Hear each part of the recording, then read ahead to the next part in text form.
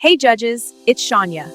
Welcome to the Rundown, where I rank the top 5 most polarizing political topics shaping the conversation each week. And judges, we are now on episode 7, still here breaking things down like only I can, with the tracking week for this episode starting on April 5th and running through April 11th. Okay, if you are new here, quick beat on how this works.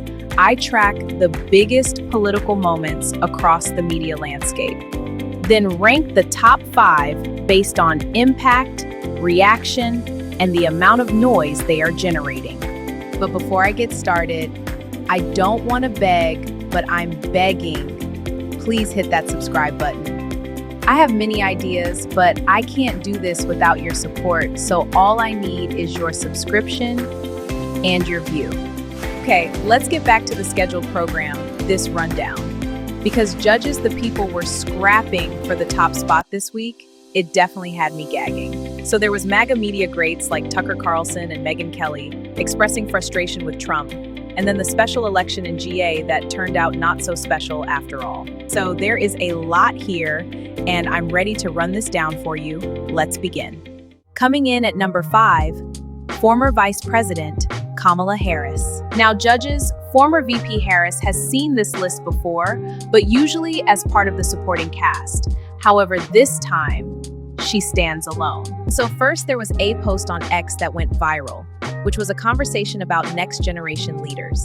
And the setup here is that someone ranked next gen leaders based on IG followers, and Kamala topped the list. And her being number 1 on that list, alongside the phrase next gen, is what seemed to get her opposition talking, which they decided to point to her age, which the former VP is 61, as the basis for her not fitting into the next gen conversation. And lastly, the former VP sat down with Al Sharpton during his National Action Network convention, where she said publicly that she will think about running again in 2028.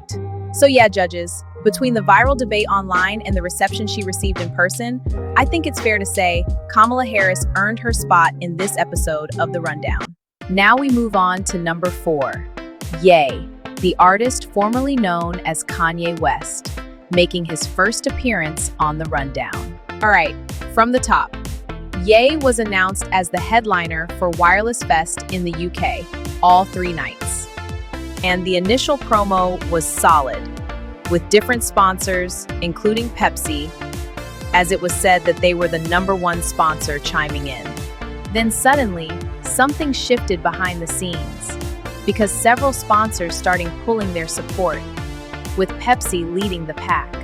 Right after that sponsor retreat, reports came out that the UK government had barred Ye from entering the country, which changed the entire picture of what was happening. And people are looking at this from 2 angles, with the first one being his alignment to Trump and his controversial rhetoric over the years. And then there is the second one, which has to do with the wireless festival dates overlapping with Jay-Z's stadium nights at Yankee Stadium.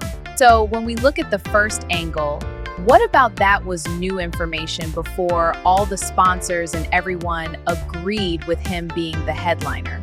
I have to admit, the second angle is more plausible. The thing is, we will never know for sure what happened behind the scenes. Okay, that is the rundown with this one, judges.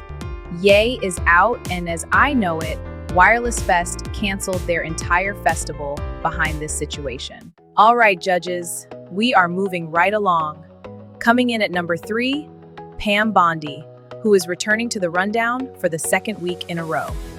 Okay, this one is interesting, because the play I laid out last week, it's already circling back.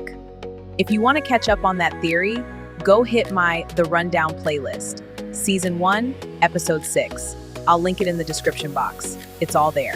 So, this week, it was announced that Pam Bondi does not have to testify before the committee, at least for now.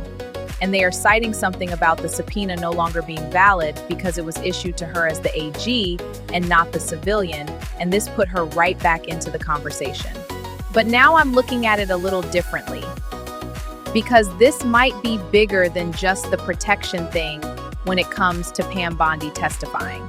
I mean, if I'm studying the board, there is a sound argument to make that it might be about what she learned while she was running the DOJ, especially with those Epstein files moving around. And if that's the case, removing her and shielding her from testimony doesn't just protect her, it protects Trump by extension, amongst others that are being found in the mix. Which leaves a perfect segue for the number 2 position. But before I go there, let me plug the like button. If you have made it this far, please hit the button. It really helps with pushing the content. Okay, judges, take a breath. We are almost there. Now, coming in at number 2, Melania Trump. Now, Melania is new to the Rundown ranking, but she enters with a bang as she decided to make a public statement about her connection or lack of connection to Jeffrey Epstein. And in this statement, she made it clear that she didn't have a relationship with Epstein and she didn't know Ghislaine Maxwell. But that statement hit a wall because there are surfaced photos showing Melania and Maxwell in the same spaces, plus an email where she refers to Maxwell as G, a shorthand for her first name. And what made this pop even more is the timing. Nobody has been talking about the Epstein files for weeks, not since the Iran situation took over the news cycle. So her stepping out now, unprompted, not only brought the Epstein files right back in the conversation, it also raises the question, is she trying to get ahead of something? Because when someone resurfaces a topic that's been quiet, especially one this loaded, it usually signals they're positioning themselves for whatever might be coming next. And then there was Trump's response, because he allegedly stated that he didn't know she was making a statement, which added another layer to how this landed. So between the timing, the photos, the email, and Trump's reaction, the whole thing has me going, what the fugula is really going on around the Epstein debacle? Anyway, judges, I'm tracking this one as always, and I'll keep you posted on any new updates. So coming in at number 1, the US-Iran war conflict excursion. So for the latest updates only, everything kicked off when Trump put a hard line down, threatening to take Iran off the map if they didn't open the straits. Then hours before the deadline, he pulled back, saying there was a 10-point plan being discussed and a 10-day ceasefire agreement on the table. And Iran was supposed to open the straits under that agreement. And they have. Well, sort of. Because there was reports that traffic was moving through the straits, and then it was stopped again. Because Israel, the third leg in this triangle, was still bombing Lebanon, which the Trump admin stated that Lebanon has nothing to do with the ceasefire. And in the middle of all this, Vance is supposed to be heading up the peace negotiation talks, adding another layer to an already chaotic situation.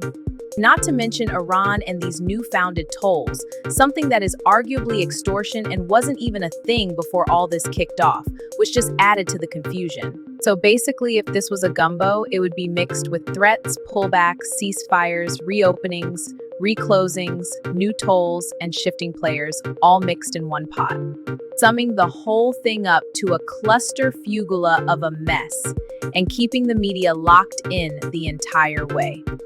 Okay, judges, that wraps up Season 1, Episode 7, and now it's your turn. Do you agree with my top 5, or did something else catch your eye?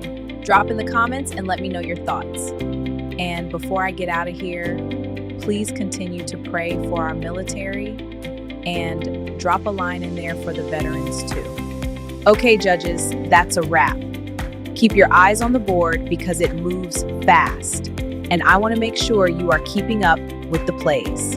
And I'll see you next week for another episode of The Rundown. Bye-bye.